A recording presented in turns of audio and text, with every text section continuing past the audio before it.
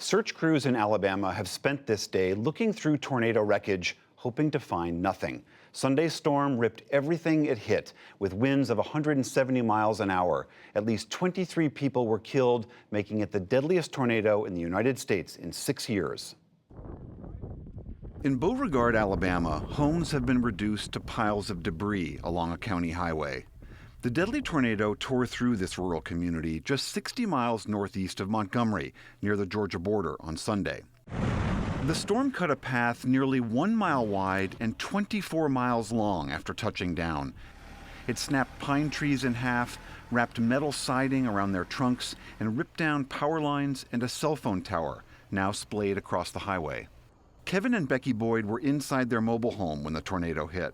I got under the bed and the trailer's upside down in the backyard on top of my shed. I felt it rolling. I tumbled over and ended up on my stomach. And I had to crawl out once I could get my legs straightened, and he lifted stuff off of me.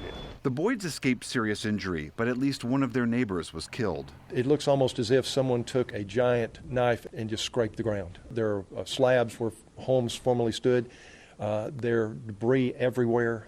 Lee County Sheriff Jay Jones warned today that the death toll is likely to rise as rescue and recovery efforts continue. I have not seen this level of destruction ever in my experience here in Lee County. Overall, the tornado that struck Alabama was one of more than a dozen to hit parts of Georgia, South Carolina, and Florida over the weekend. When you get into this kind of range, like 165 miles an hour, you start to see not only exterior walls that collapse on well-built homes, but you also start to see the interior walls. So Kevin Laws is chief scientist at the National Weather Service in Birmingham, Alabama. He says the storm quickly intensified after a front of cold Arctic air slammed into warm, humid southern air. And while warnings went out, Laws says homes in the area are simply not built to sustain such a storm. The teams are out assessing where a lot of manufactured homes once were are now completely destroyed. So if you're in one of those homes, it's probably about the worst place you can possibly be. Just across the state line from Beauregard, in Georgia, another tornado touched down in Talbot County, about 80 miles south of Atlanta. Today, residents surveyed what was left, picking up clothing and other personal items, some thrown hundreds of feet from their yard. One woman said she prayed for her family as the tornado blew through. My babies, I just covered them just like this and calling on Jesus. Just kept saying, Jesus, cover us, Jesus. A handful of Georgians were hurt, but Governor Brian Kemp today said the state escaped the worst. We certainly dodged a bullet, and we're thankful for that. Back in Alabama, rescue efforts are continuing, but the storm system brought freezing temperatures in its wake, and some 8,000 people are without power.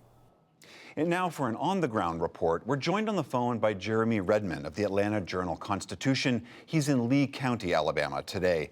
Jeremy, thank you very much for being here.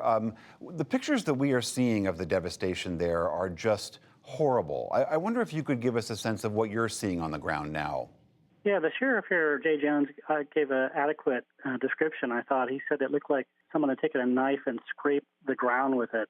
I went out there today in Beauregard, the hardest hit area, and there's this yellow insulation hanging from the trees. One house has got a Coca-Cola truck up on its side in the front yard.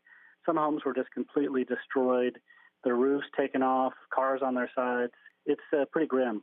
And we're hearing that the number of victims is expected to go up as search and rescue efforts continue. Can you tell us about the people that we already know who have been killed in this tragedy? Yeah, unfortunately, they've said that 23 people have been killed. Among them are 3 children, ages 6, 9, and 10. They've not identified any of them. The oldest is in the 70s or 80s, I understand.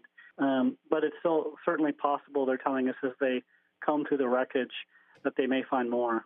And as you've been hearing from people that you're talking to who obviously survived this storm, what kind of stories have they been telling you? Yeah, it's pretty harrowing. Stories of people scrambling to get into their bathroom and the bathtub and the closet. The sound of a freight train is how they described the tornado coming. People are openly weeping here. There's just a lot of stunned expressions.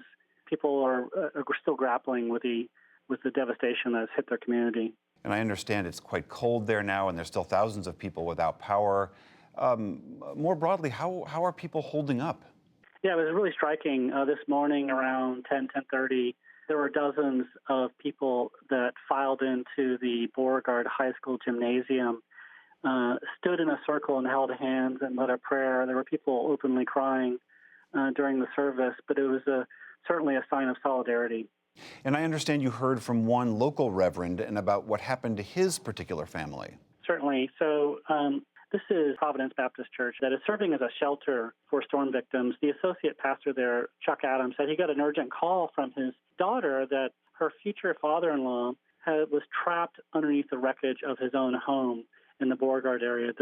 His family apparently had taken shelter in their house. The storm took the home. This is a modular home, and threw it 70 yards, according to Reverend Adams, destroying it and trapping this Alabama State Trooper, Robbie Burrows, underneath the debris. He was rescued, but he suffered serious injuries, a concussion, broken ribs, and a back injury. All right, Jeremy Redmond of the Atlanta Journal-Constitution, thank you very much. My pleasure.